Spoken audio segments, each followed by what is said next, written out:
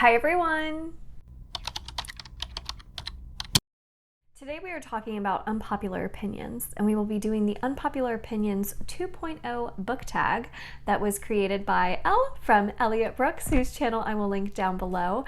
And I've seen this video going around and of course had to try it. Let's just get right into it. So the first question is, a genre great you don't get the hype for?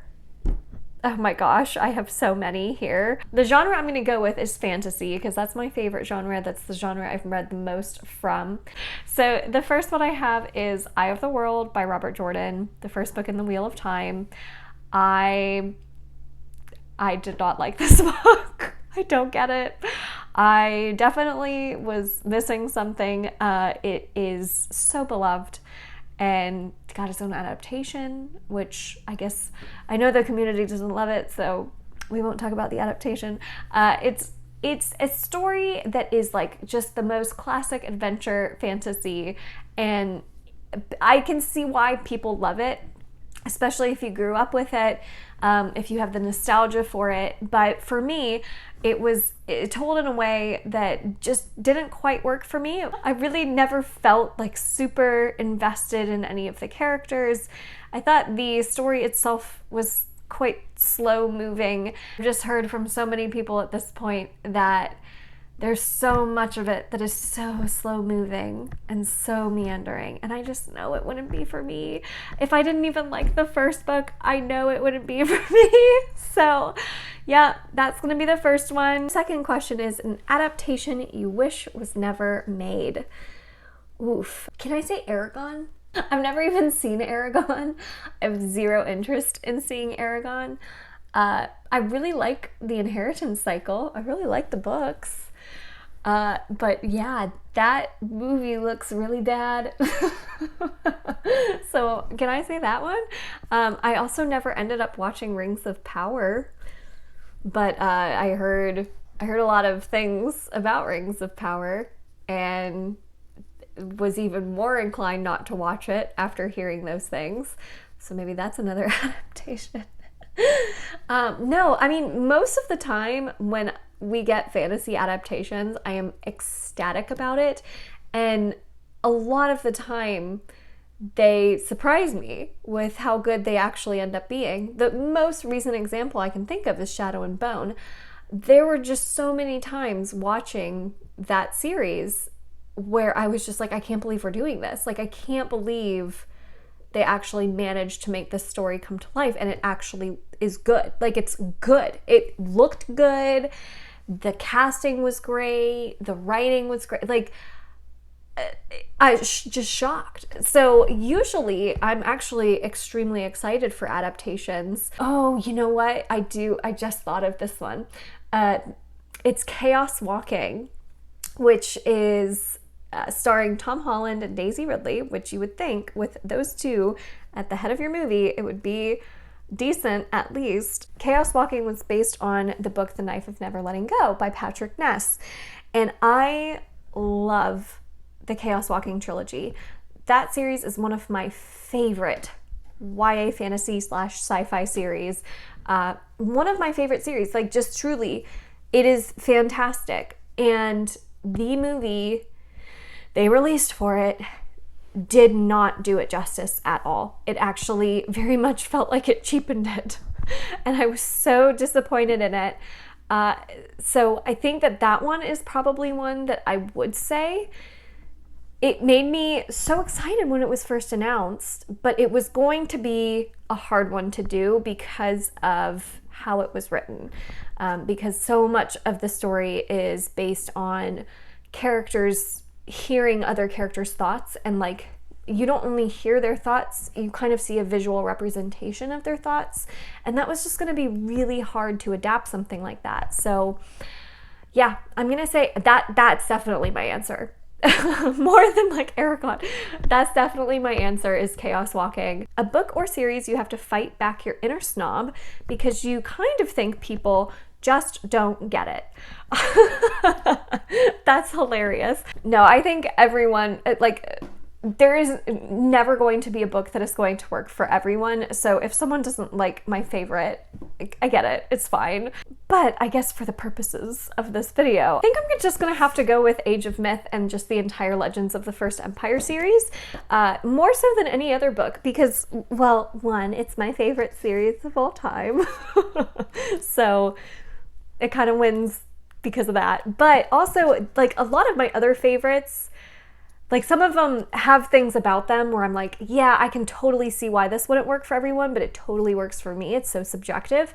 Like something like Stormlight Archive, right? I love Stormlight, but I totally get why other people wouldn't. It's long. It's kind of at times meandering where you're like, where is this going? It takes a long time to get payoff for certain things.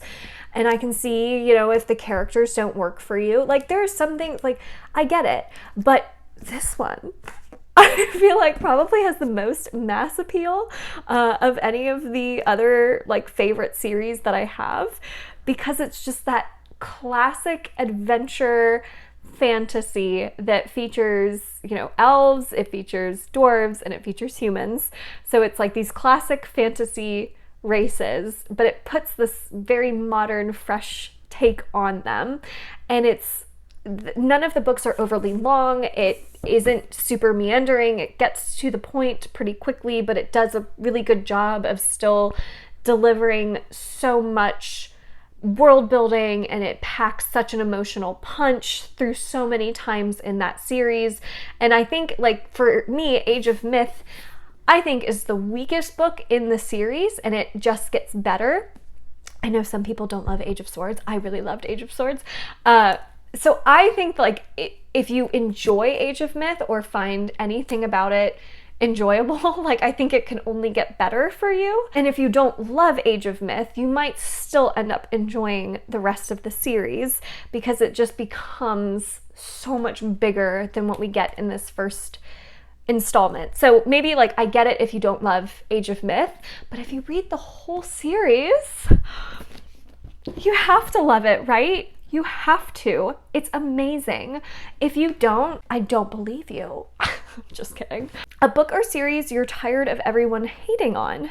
I mean, I know why people do it, and I feel like this is like the most popular answer, so maybe I'll try to come up with another answer as well, but the Sarah J. Maas stuff, like, so many people hate on it, which is fine. I get it. Like, as many people who hate on it also love it. So it also gets so much praise and so much love. And geez, can she just stop winning the Goodreads Choice Award for 1 year? Please give it to someone else. Oh my gosh. So, I mean, she gets a lot of hate, but she also gets so much love. I enjoyed the Throne of Glass series. I enjoyed ACOTAR. So anyways, so I would say that series, but let me see if I can come up with a more original answer, because I feel like a lot of people probably said that. Yeah, I can't really come up with a better answer. So yeah, I'll say like Throne of Glass. That's my answer. A book or series everyone thinks is really powerful, but you didn't connect with. I unfortunately do have an answer for this, and I'm super bummed that I didn't connect with it. It's The Fifth Season by N.K. Jemisin. This is one that you hear so many amazing things, especially around the emotional gut punches that it brings. And it's truly just, again, like previous books I've mentioned in this video, it's the writing style just didn't work for me. It was very, very poetic at times, very like metaphorical at times. I felt confused as to what was going on. I will say what I do understand is the hype around that book and how it's structured and some reveals. That was so brilliantly done, and I had never read anything like it before, that it definitely at least made me understand why it was such a hyped book. But for me, like emotionally, I just never felt connected to it. I never felt invested. in the world or the characters. There was always just like a distance between me and the story. So I was really bummed because I felt like there were so many ingredients to that book that should have worked so well for me, especially the fact that you're following like a mother, and that it's just I can't believe it didn't work emotionally for me. So I'm bummed about that one. But yeah, that is the one that I think is probably one that I see people talk about as being so powerful that I did not, unfortunately, connect with. Character you don't get the hype for. I'm going to say Nikolai from the Shadow and Bone trilogy in the Grishaverse. So Nikolai I enjoyed, but I was never like, oh my gosh, this is the character. He's amazing. I never felt that strongly about him, and I've seen people just love Nikolai. I don't think my feelings ever were swayed by the King of Scars duology. Like, I've seen some people say that, you know, the Shadow and Bone Nikolai and the one you get in the King of Scars duology kind of like lessens his intrigue as a character. But for me, like, I always just felt kind of like mid about Nikolai. So it was never something that the King of Scars duology like ruined my feelings for him. So yeah, I would say Nikolai. Like, he's fine. He's like a good character, but he's not like the best. That's my answer for that one. A book or series everyone wants an adaptation for, but you don't. Well, I would never want to burst anybody's bubble. So if everyone wants an adaptation for something, I'm not going to say no. But, I mean, Wheel of Time, I never cared because I didn't really care for the book. So, I mean, when people were getting very excited about Wheel of Time, I was never kind of that excited for it. So maybe that one.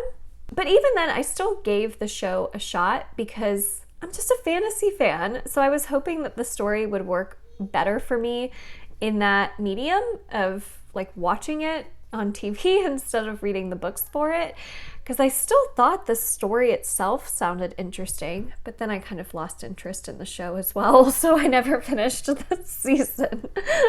So yeah, and then I heard it wasn't even a very well received adaptation by the fans, and it's like, okay, well, then I will not prioritize it. So yeah, I'm gonna say Wheel of Time.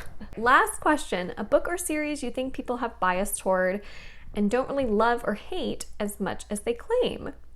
I've seen other like videos talk about this last question. I don't know. I really don't. I mean, I don't think people are disingenuous generally about how much they love or how much they hate something.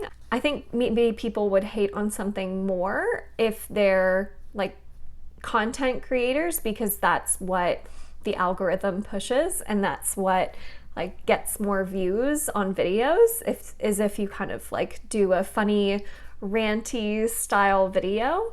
So maybe something like a Throne of Glass or an ACOTAR or Court of Thorns and Roses, that's like, you know, the popular thing to hate on right now. If you're doing a ranty style video, maybe you're kind of playing it up more for that video than you really feel. But no, I think people are, for the most part, genuine about how much they love or how much they hate something. All right, well, that was the Unpopular Opinions 2.0 book tag. So I'm going to now tag some other folks to try this video. And if you've already tried it, then please let me know so I can go and watch your version of this video. And if you haven't, then feel free to. I will tag Issa from Fun Fantasy Books to do this. I will tag Monet from Life as Monet. And I will tag Vish over from Books with V to do this video as well. Thank you all so much for watching today. If you enjoyed it, make sure to give it a thumbs up, subscribe if you'd like to. And if you want more information about exclusive content and how to further support the channel, then you can check out my Patreon that is in the description box down below. I hope you have a wonderful rest of your day, and I will see you all in my next one. Bye.